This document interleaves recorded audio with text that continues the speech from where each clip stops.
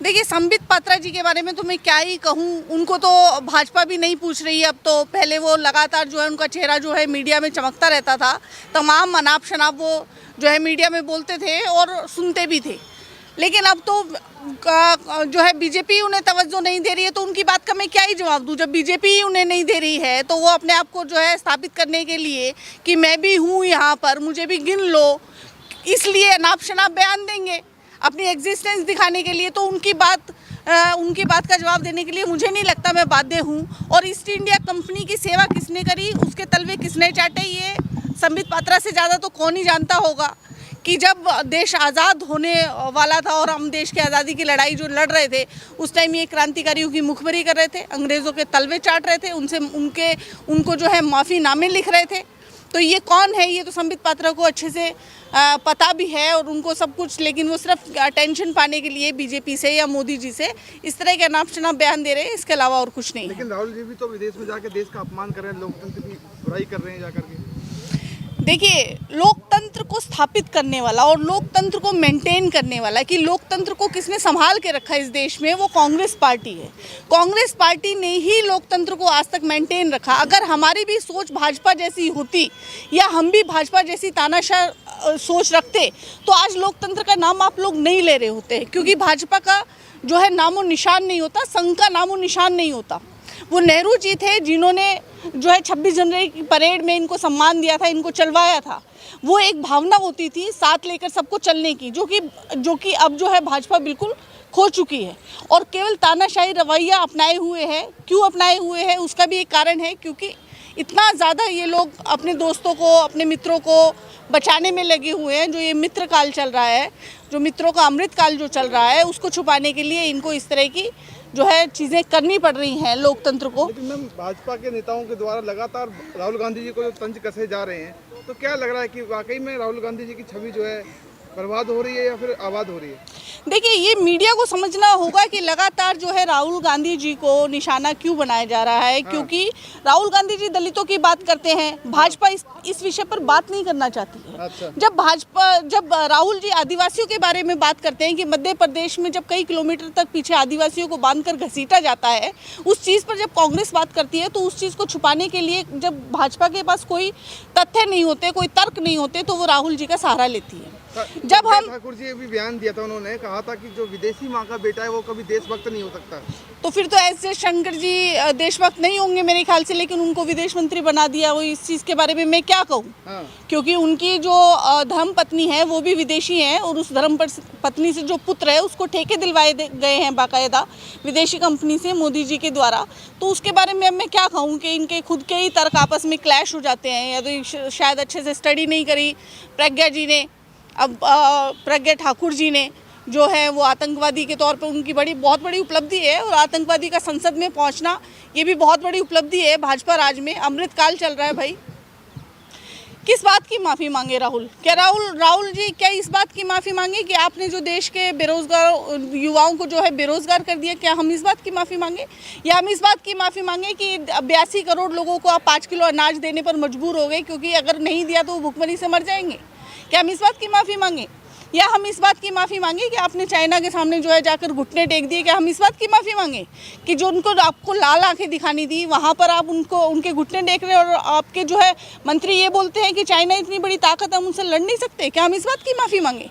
और हम किस बात की माफ़ी मांगे कि देश में जो है दलितों पर, माइनॉरिटीज़ पर, आदिवासियों पर आप अत्याचार कर रहे हैं, सरेआम लिंचिंग हो रही है?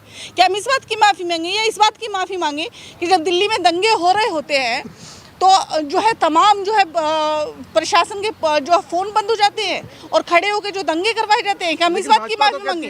देश का बेड़ा गर्क कर दिया कांग्रेस ने। देश का बेड़ा गर्क उन्होंने करा जो खड़े होकर स्पीच देते हैं कि गोली मारो सालों को।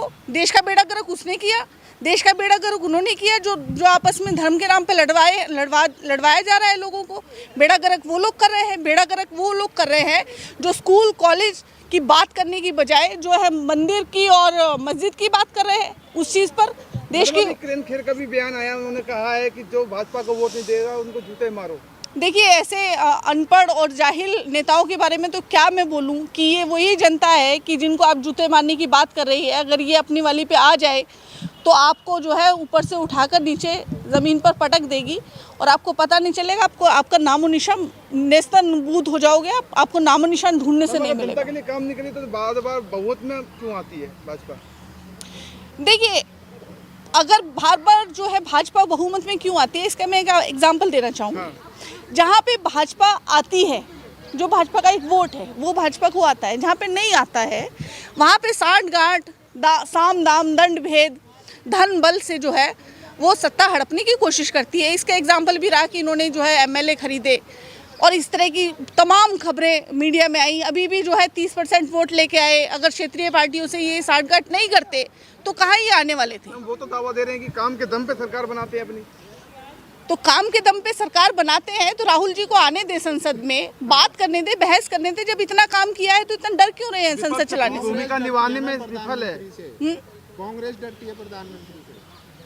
देखिए, कांग्रेस डरती है प्रधानमंत्री से, तो हम तो यही इस बात में मैं ये बोलना चाहूंगी कि आप संसद में आइए, कांग्रेस सवाल करती है उस सवाल के केवल जवाब दे दीजिए। और कांग्रेस अपनी भूमिका में देखिए, विपक्ष कितना नाकामयाब है ये बात तो इस बात से साबित हो जाती है कि आप संसद में विपक्ष की बातों का जवाब नहीं दे पा रहे हो।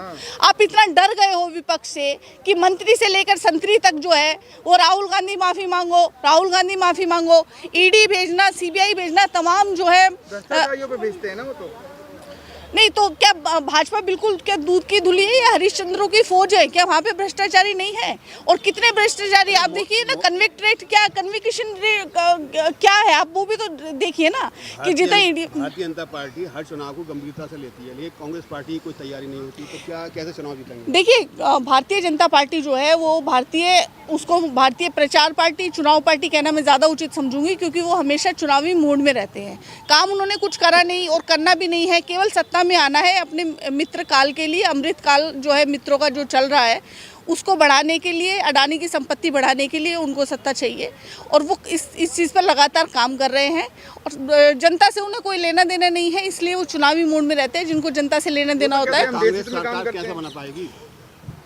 देखिए, कांग्रेस का जो लक्ष्य है वो कांग्रेस का लक्ष्य सरकार बनाना इस प्रकार से नहीं है। कांग्रेस जो है मत से, लोगों की मर्जी से, लोगों के मत से जो है वो सरकार बनाएगी। और लोग चाहते हैं इस चीज़ को कि कांग्रेस आए। इस चीज़ का जो भारत जोड़ो यात्रा में जो कन्याकुमारी से कश्मीर तक जब राहुल जी चले तो तमाम जन सैलाब लाखों की संख्या में राहुल जी के साथ चला। इस चीज़ का इंडिकेशन मिल चुका है। अब इस चीज़ में कोई दो राय नहीं रही। इस चीज़ की राहुल गांधी के साथ जो है भारत की जनता है, ये भारत जोड़ो यात्रा में साबित हो चुका है। जो है मीडिया है, देश की मीडिया है, भारतीय जनता पार्टी के साथ आरएसएस है, पूरा नेटवर्क काम कर रहा है उनका। देखिए, तो कांग्रेस के पास कौन सा नेटवर्क है? देखिए, दुनिया में जितनी भी तमाम क्रांति हुई हैं वो तभी हुई हैं जब तमाम मीडिया, तमाम प्रशासन, पुलिस और तमाम जो है एक तानाशाह के साथ काम करता है, ताना के साथ मिलके काम करता है। लेकिन जब ज़मीन का जो आदमी है, जब ज़मीन से उठ के जो सड़क पे पहुंचेगा ना, उसके बाद तमाम मीडिया, तमाम जो है कितने भी आप जोर लगा लो और आप क्रांति होने से बचा नहीं सकते। और वो क्रांति होने को है 2024 में आपको इस चीज़ का रिजल्ट देखने को मिल जाएगा।